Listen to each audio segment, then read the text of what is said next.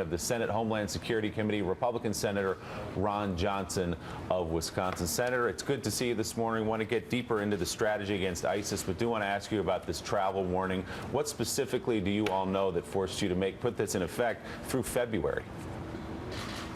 Well, good morning. Well, first of all, it does not affect travel within the U.S. The State Department issues a report, the Study on Terrorism and the Response to Terrorism, called their START report, annually. And what it shows is from 2012 to 2014, which is the last year we had the report, terrorist attacks have doubled, and the number of people killed in terrorism attacks has tripled from 11,000 to almost 33,000. So the threat of terrorism is growing in the world. Guys, nobody wants to go to war, but Islamic terrorists declared war on the civilized world a couple decades ago, and the war continues. I know President Obama wants to end all wars, but it takes two parties to either agree to end the war or one party has to be defeated. And it looks like right now the only way we end this war is we have to defeat Islamic terrorism. The sooner the better. And you said last week, Senator, that part of the way to do that is to effectively invade the territories that ISIS holds. That would include Iraq and Syria, I presume. Does that mean sending in large numbers of American ground troops?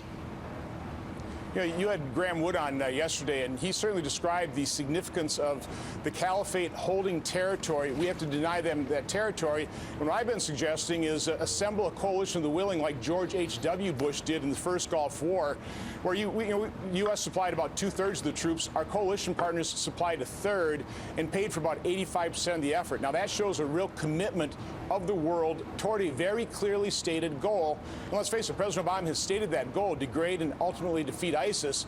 We need to defeat ISIS a lot sooner than ultimately, though, because every day that ISIS is not shown as a clear loser, they're perceived as winning. They'll continue to inspire the types of attacks we've seen here, Fort Hood, Chattanooga, Paris. Let's face it, this is a growing threat. It's a real threat. We need to take it seriously. So that is a large number of troops, what you just described, the coalition that went into Iraq with the first President Bush.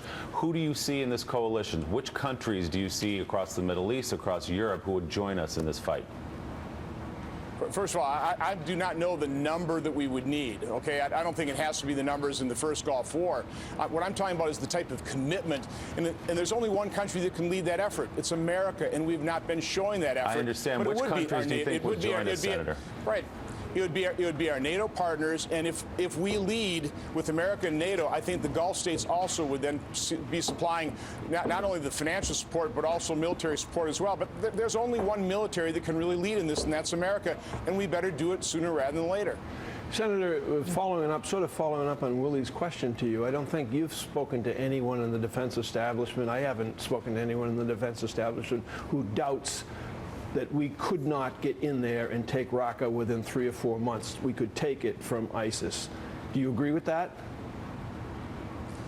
What I'm being told is ISIS is not that effective militarily. Their effective use of social media and inspiring what we've seen in places like Paris. But Senator, militarily, we should be able to take care of them. It's holding the ground later, which is why we need the Gulf partners. That's my question to you. If we take territory, ground from ISIS, we take Raqqa, we take their capital, then what?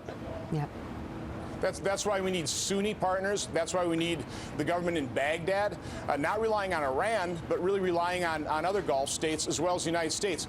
The historic blunder was us pulling out of Iraq, not leaving a stabilizing force of 25,000 American troops to be the glue that held that fragile coalition together.